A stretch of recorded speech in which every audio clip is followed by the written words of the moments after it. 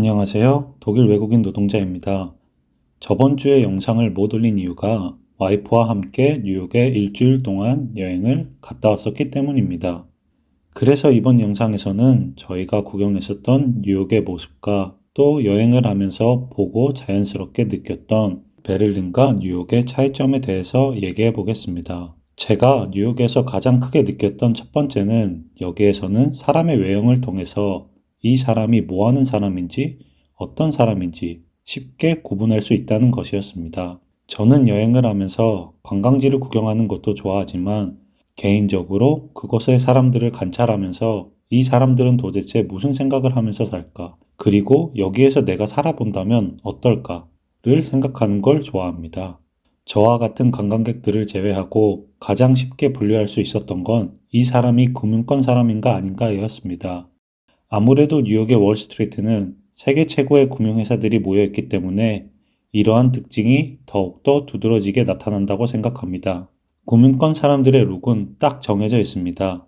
남자들은 바지는 베이지한 면바지 아니면 일반적인 청바지, 그리고 위에는 와이셔츠를 입고 또 그 위에는 항상 조끼를 입습니다. 저는 이게 되게 특이하다고 생각했었는데 꼭 금융권 건물에서 나오는 사람들은 이 조끼를 입는 걸 볼 수 있었습니다. 아니면 아예 오히려 풀 정장을 입는 경우도 많았었습니다. 그에 반면 비금융권 사람들의 룩은 비교적 매우 캐주얼했고 그렇기에 이 두 그룹 간의 다른 외형은 매우 두드러지게 볼 수 있었습니다.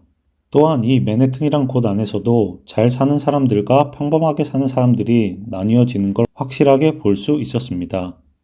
어느 나라, 어느 도시든 잘 사는 사람과 그렇지 않은 사람들이 당연히 존재하지만 여기만큼 대비되고 뚜렷하게 보이는 곳은 처음 봤었습니다. 일명 어퍼이스트나 소호 근처 잘 사는 사람들 사는 곳을 가보면 이 사람들은 가방에 구찌, 샤넬이라고 안 써 있어도 단번에 이 사람이 입고 다니고 차고 있는 게 엄청난 고가라는 걸 쉽게 알 수 있었습니다. 그러다 보니 만약 제가 이 맨해튼 뉴욕에 산다면 많은 빈부격차와 소외감을 느낄 수도 있을 것 같다는 생각이 들었습니다. 그에 반해 베를린 같은 경우는 오히려 부자인 사람들도 자신의 부를 드러내려고 하지 않습니다. 하나의 예로 제가 TV에서 스타트업 투자자로 자산이 이미 수백억인 사람을 길가에서 본 적이 있었는데 그냥 평범한 청바지 하나에 늘어지는 반팔 티셔츠를 입고 비싸지 않은 일반 자전거를 타고 지나가는 걸 본 적이 있었습니다. 만약 제가 그 사람을 TV에서 보지 않았더라면 그냥 저와 같은 평범한 이웃으로 봤었을 겁니다. 그래서 이 뉴욕에서는 사람들이 항상 바쁘고 더 열정적으로 일하고 더 열심히 사는 건가? 라는 질문이 동시에 떠올랐습니다. 두 번째는 물가와 세금 그리고 팁이었습니다. 살면서 뉴욕을 이번에 처음 가봤지만 가기 전부터 당연히 뉴욕은 모든 게 엄청 비싸다라는 것은 이미 많이 들어서 익히 알고 있었습니다. 하지만 이걸 직접 피부로 느껴보니 진짜 어마어마했습니다. 예를 들어 제가 가게 메뉴판에서 10,000원이라고 써있는 음료를 주문한다고 가정해 보겠습니다. 독일은 유로를 쓰고 미국은 달러를 쓰기 때문에 이해하기 쉽게 우리나라 원을 사용해 보겠습니다. 독일 같은 경우는 메뉴판에 10,000원이라고 써 있으면 정말 그냥 10,000원만 내면 됩니다. 요즘 스타벅스나 일부 미국을 따라하는 가게는 카드로 계산하면 판매 가격의 3%, 5%, 많으면 10% 정도 팁을 선택할 수 있게 합니다. 아니면 식당에서 10,000원짜리를 먹고 나서도 계산할 때 그냥 11,000원으로 해주세요. 이런 식으로 말합니다. 다시 말해 10% 정도면 독일에서는 충분한 팁으로 여겨집니다. 솔직히 말해서 독일에서 팁 안 내셔도 별로 상관없습니다. 주면 고마운 거고 안 줘도 아무도 그거 가지고 기분 상하거나 그런 건 없습니다. 그래서 결론적으로 독일에서는 10,000원짜리 메뉴를 시키면 10,000원 아니면 많아봤자 11,000원 정도를 지불합니다. 그럼 뉴욕은 어떨까요? 일단 뉴욕에서는 10,000원짜리 자체가 거의 없지만 있다고 가정한다면 분명 메뉴판에는 10,000원이라고 써있는데 계산하는 가격은 일단 1,880원입니다. 왜냐하면 미국은 소비자가 판매세를 추가적으로 내야 하기 때문입니다. 뉴욕주 같은 경우는 8.8%입니다. 그리고 나서 이제 음료 가격인 10,000원에 대한 팁을 또 내야 합니다.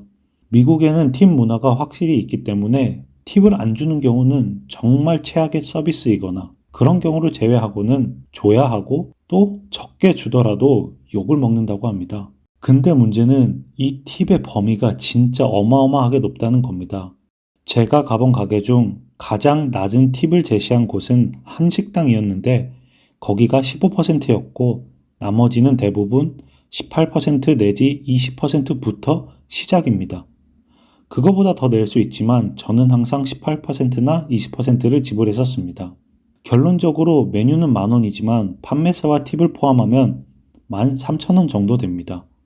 즉, 메뉴에 써 있는 가격에 소비자가 기본 28%에서 30%의 가격을 추가적으로 지불해야 된다는 것입니다. 10,000원이야 그나마 괜찮지만 뉴욕에서 그냥 평범한 일반 가게에서 밥 한 번 먹는데 인당 메뉴가 4에서 5만 원 정도 하고 2명이면 10만 원, 그리고 거기에다 판매사 팁을 포함하면 한 끼 먹는데 하나로 13만 원 정도를 내야 합니다. 세 번째는 도시의 건물들이 사람을 압도한다는 것입니다. 서울에서 살다가 베를린에 오면서 좋았던 것 중 하나가 건물들이 높지 않다는 것이었습니다. 독일 같은 경우는 고층 건물이 그렇게 흔하지는 않은 편입니다. 왜냐하면 고층 건물을 지으려면 이미 지어진 건물 주거자의 일조권부터 해서 고층 건물의 화재에 따른 추가적인 요구사항 등등 아주 많은 제약사항들을 고려해야 하기 때문에 허가도 쉽지 않을 뿐더러 건축사도 대부분 5층 정도의 높이로 건물을 지으려고 합니다. 또한 이 건물의 모습도 주변과 조화를 이룬다는 조건 하에서만 허가를 받을 수 있습니다. 물론 뉴욕도 많은 제약사항들이 있겠지만 여기에서는 높이가 낮은 건물을 보는 게 흔하지 않을 정도로 모든 건물들이 높았습니다.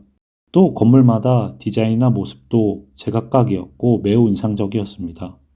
이번에 엠파이어 스테이트 빌딩, 서밋, 원 트레이드 센터, 탑 오브 더 락, 락펠러 센터 전망대를 올라가 보았었는데 이곳 모두 공통적으로 건물의 역사와 뉴욕의 발전 역사를 언급하면서 그들의 상당한 자부심을 느낄 수 있었습니다.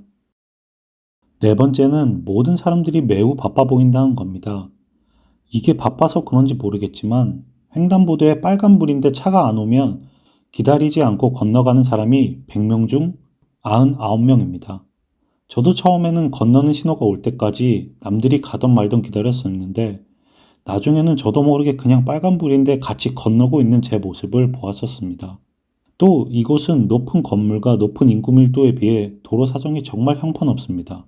대부분 도로가 거의 1차선 내지 2차선이기에 빵빵거리는 차들과 신호가 바뀌었는데도 꼬리에 꼬리를 무는 차량들이 정말 많습니다. 또 제 숙소가 월스트리트 근처였는데 확실히 이 사람들에게 워라밸을 지킨다는 건 정말 어렵지 않을까라는 생각이 들었습니다.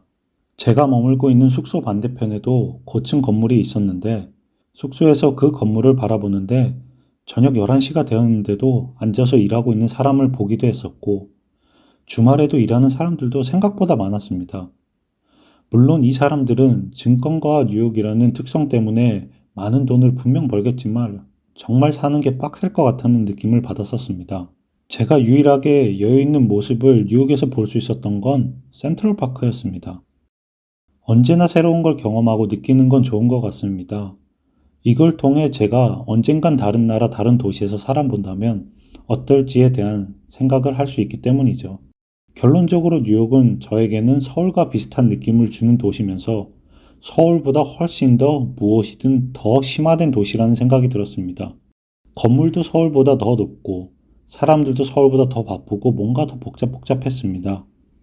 뉴욕은 너무나 멋지고 살아있다는 느낌을 가득 주는 도시지만 그래도 저에게는 베를린에서의 삶이 더 잘 맞는 것 같습니다. 이번 영상은 여기까지고 여러분의 구독과 좋아요가 영상 제작에 큰 힘이 됩니다. 감사합니다.